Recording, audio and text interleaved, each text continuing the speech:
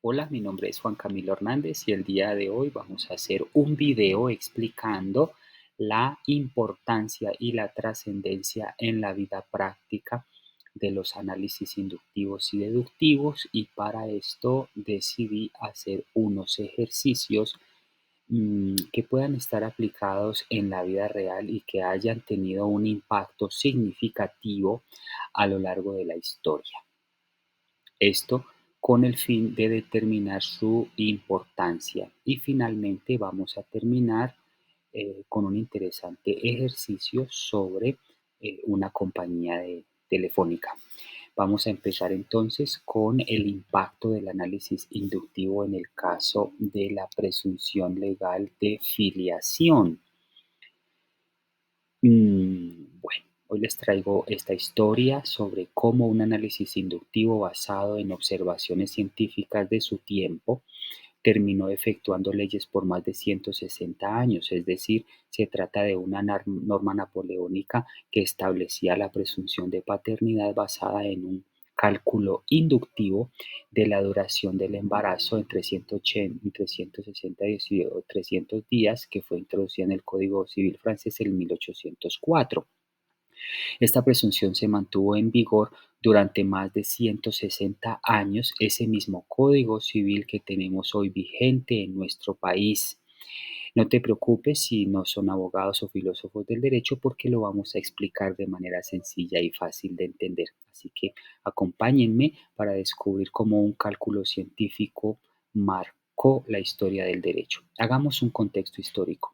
En el siglo XIX, cuando se estaba redactando el famoso Código Civil francés, los legisladores buscaban una forma de establecer una regla legal para determinar la filiación de los hijos dentro del matrimonio. Consultaron al doctor Fourcroy, un médico reconocido de la época, quien estableció un método llamado inducción.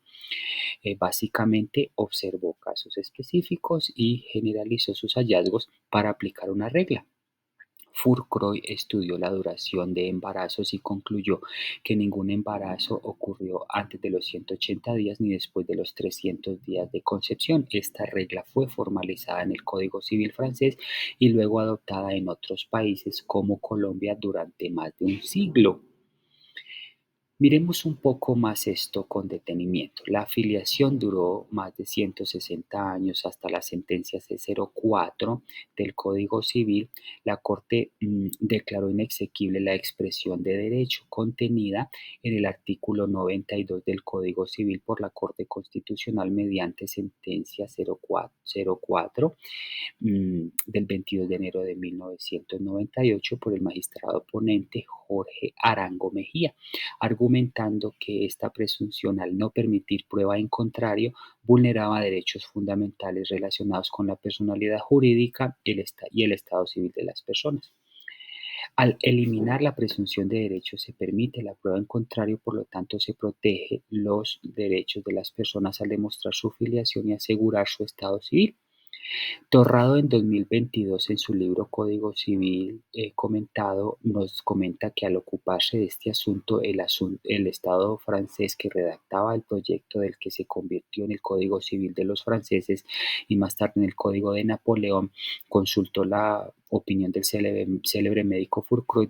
Después de distinguir los nacimientos acelerados y tardíos, concluyó que los primeros no podían producirse antes de los 180 días siguientes a la concepción y que los segundos no podían acontecer después de los pasados 286 días de la concepción. Después de la intervención del propio Napoleón a la sazón del primer cónsul, los términos se fijaron en 180 y 300 días, y así quedó consagrado en la presunción de derecho establecida en el artículo 312 del Código Civil francés.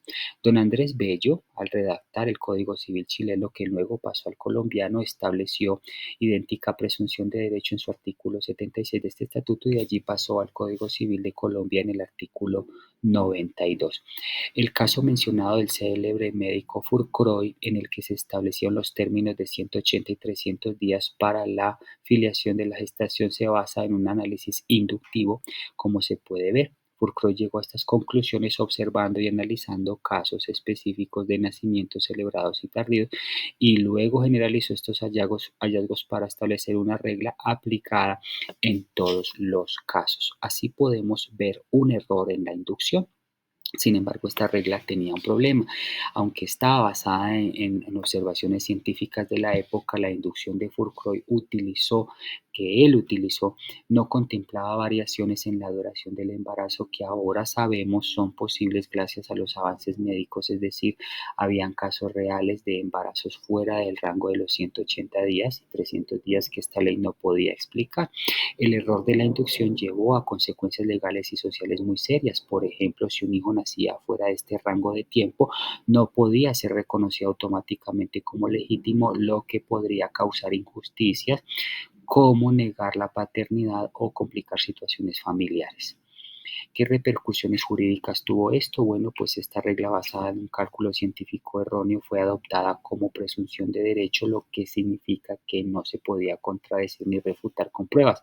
En Colombia esta norma se incluyó en el artículo 92 del Código Civil y permaneció vigente por más de 111 años. Ese error de inducción fue en 1998 que la Corte la declaró inexequible, permitiendo que pruebas como el análisis de ADN reemplazaran estas presunciones.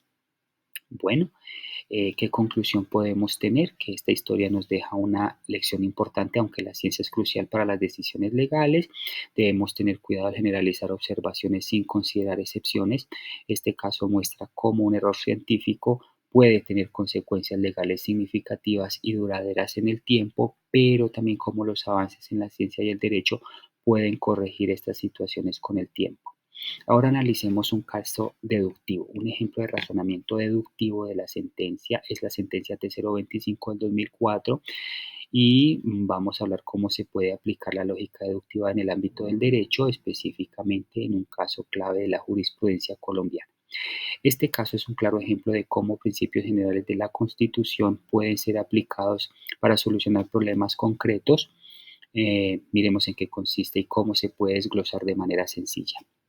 Acompáñame. Bueno, el razonamiento deductivo de la sentencia parte de principios generales para llegar a una conclusión específica. En este caso, la Corte utilizó la Constitución como base. Miremos la premisa mayor. La Constitución de Colombia garantiza la protección de los derechos fundamentales como la dignidad, la vida y la igualdad y asigna al Estado la responsabilidad de velar por la población en situación de vulnerabilidad.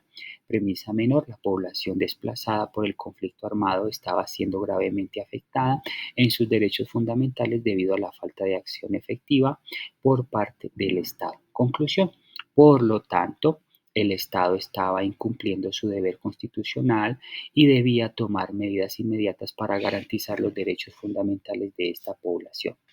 Repercusiones del razonamiento deductivo. Basándose en este razonamiento, la Corte declaró un estado de cosas inconstitucional. Esto significa que identificó una violación sistemática de derechos y ordenó al Estado implementar políticas públicas específicas para atender las necesidades de la población desplazada. La sentencia impulsó un cambio estructural en las acciones del Estado, mejorando la atención a esta población vulnerable. Este caso nos muestra cómo el razonamiento deductivo puede ser una herramienta clave para aplicar principios generales de justicia a problemas concretos, logrando cambios positivos. La lógica detrás de esta sentencia T025 no solo marca un precedente, sino que brinda soluciones efectivas para millones de personas. Finalmente vamos a analizar el ejercicio de las llamadas telefónicas. Bien, en el punto 1 el ejercicio dice que un trabajador requiere que sus empleados, que sus 5 empleados, contesten en total un número de 1950 llamadas y dice que de diferentes llamadas y que la forma en que se deben distribuir las llamadas es que cada empleado tenga 10 llamadas más que el anterior. El primer empleado tiene N llamadas, el segundo N más 10, el tercero N más 20, el cuarto N más 30, el empleado 5 N más 40 en el punto 1. Así es como se Se escribiría matemáticamente el hecho de que cada empleado debe realizar 10 llamadas más que el anterior. En el punto 2 sabemos que el número total de llamadas debe dar 1950. Entonces, en el punto 2 lo que hago es que en el empleado 1 lo sumo con el empleado 2, con la cantidad del empleado 3 y 4 y 5. Eso me da esta ecuación 1950. Luego lo que hago es resolver esta pequeña ecuación. Sumo las n's, hay 5 n's. 5 n's, sumo los números, 10 más 20, 30, 30. 60 más 40, 100. Esto aquí está sumando, lo paso a restar y eso lo divido entre 5, eso me da 370. Este es el resultado de el primer empleado. Ahora, para resolver el punto 4, lo que hago es sumar 10, 370 más 10 y así sucesivamente. 370 más 10 me da lo del empleado 2. Ahora, para saber cuál es el bono, entonces cojo esos 2000 y los multiplico por 370 y eso me da el resultado que tenemos en la tercera columna. 740.000 y así sucesivamente.